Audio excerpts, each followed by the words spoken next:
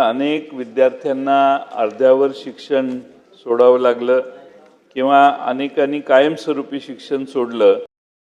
नियोजन केलंय हा जरा गडबड म्हणजे खरा शब्द नाही. नियोजन केलेलं आहे, पुरवणी मागणीत आहे का? आजच मी सूचना दिलेल्या आहे की तात्काळ 31 मार्चच्या पूर्वी लगेच आता आजचा दिवस गेल्याबरोबर जाहिरात काढा. असं असताना तुम्ही जाहिरातच दिली नाही आणि पैसे देतो असं मोगम म्हणताय. मला स्पेसिफिक माझा प्रश्न आहे की आपण जाहिरात कधी देणार आणि हे पैसे कधी ट्रान्सफर करणार? प्रश्न क्रमांक 2. अध्यक्ष महोदय, छापल्याप्रमाणे. अध्यक्ष महोदय,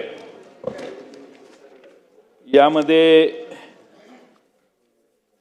25-26 ला शिष्यवृत्ती योजना यावर्षी चालू झाली नाही.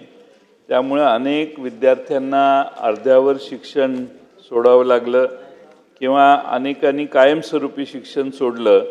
अशी परिस्थिती अतिशय चांगल्या चाललेल्या योजनेत झाली. 21-22 ते 24-25 व्यवस्थित चालली, पण 25-26 ला सरकारने व्यवस्था केली नाही आणि त्याचा परिणाम अनेक गरीब विद्यार्थ्यांच्यावर झाला. आणि म्हणून सारथीमधून अशा प्रकारची योजना चालू असताना त्याला निधी न देणं हे अत्यंत चुकीचं काम मागच्या काळात झालं. माझा प्रश्न असा आहे की 25-26 मध्ये 5,96,00,000 रुपयाचं शिष्यवृत्ती वाटपाचं नियोजन केलं आहे. नियोजन केलंय हा जरा गडबड म्हणजे खरा शब्द नाही. नियोजन केलेलं आहे, पुरवणी मागणीत आहे का? या पुरवणी मागणीत असेल तर ती प्रत्यक्ष रिलीज कधी होणार? आणि आता हा महिना आहे फेब्रुवारी, म्हणजे वर्ष संपत आल्यावर तुम्ही शिष्यवृत्ती देताय आणि त्यामुळं शिष्यवृत्ती ही साधारणपणाने वर्षारंभाच्या आधी सारथीकडून सगळ्या संस्थांना पत्र गेली पाहिजे की या मुलांना ॲडमिशन घेतली आहे, याची ही शिष्यवृत्ती आम्ही वर्ग करतो आणि किमान सप्टेंबरपर्यंत या सगळ्या शिष्यवृत्त्या वर्ग करायची व्यवस्था सरकार पुढच्या वर्षीपासून करेल काय? आणि हा 5,96,00,000 रुपयाचा जो निधी आहे शिष्यवृत्ती, ही विद्यार्थ्यांना किती तारखेपर्यंत मिळणार? या महिन्यात मिळणार, पुढच्या महिन्यात मिळणार का पुढच्या वर्षी मिळणार? याची स्पष्टीकरण द्यावं. आणि भविष्यामध्ये शिष्यवृत्ती ही योजना सुरू ठेवण्यात येणार आहे का? माननीय अध्यक्ष महोदय, सन्माननीय सदस्य, ज्येष्ठ सदस्य जयंत पाटील साहेबांनी जो प्रश्न या ठिकाणी उपस्थित केला, असेच मी या संदर्भात सांगू इच्छितो की ही बाब सत्य आहे की जे पंजाबराव देशमुख देशांतर्गत शिष्यवृत्ती योजना होती त्यामध्ये जे 64 योजना सारथीमार्फत राबवल्या जातात त्यामध्ये ही एक योजना आहे. आणि 22-23 मध्ये 151 विद्यार्थ्यांना आपण प्रवेश दिला. 23-24 ला 295, 24-25 ला 270, परंतु यावर्षी जाहिरात काढण्यात आली नव्हती. कारण बाकीचे दायित्व खूप मोठ्या प्रमाणात वाढलं होतं. आपण दरवर्षी 300 कोटी रुपये खर्च करत होतो. आता डिसेंबरच्या अधिवेशनात आपण 100 कोटी रुपयाची अतिरिक्त, म्हणजे यावर्षी आपण सारथीला 400 कोटी रुपये दिले. आणि आजच मी सूचना दिलेल्या आहे की तात्काळ 31 मार्चच्या पूर्वी लगेच आता आजचा दिवस गेल्याबरोबर जाहिरात काढा आणि या योजनेतून जेवढे लाभार्थी आहेत त्या सर्व लाभार्थ्यांचे अर्ज मंजूर करून जी काही आपली इनटेक कॅपॅसिटी आहे त्याप्रमाणे सर्व विद्यार्थ्यांना लाभ देण्याची कारवाई करण्यात येईल.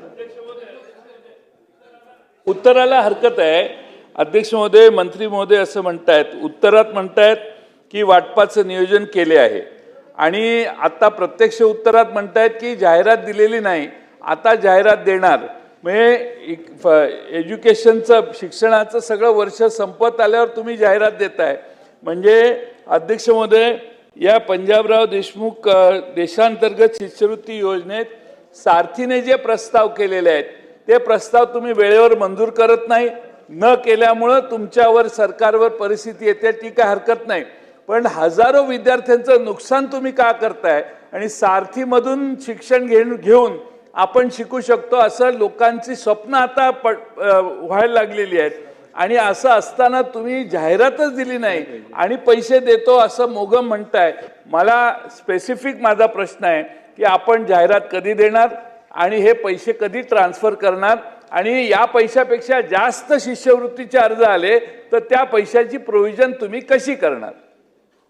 मी अध्यक्ष महोदय आपल्या उत्तरातच सांगितलं की मागच्या वर्षीचं दायित्व खूप वाढलं होतं म्हणून सारथीने ती जाहिरात काढली नव्हती. परंतु आपण लगेच या जाहिराती आता 31 मार्च व्हायचा जे विद्यार्थी ज्यांनी ऑलरेडी प्रवेश घेतलेला आहे त्या वास्तविकता अशी आहे की याच्यामध्ये 300 विद्यार्थ्याची कॅप आहे. परंतु 300ची कॅप असताना लोकांचे अर्ज कमी आले. मी आपल्याला सांगतो की 22-23ला 151, 23-24ला 295 आणि 24-25ला 270.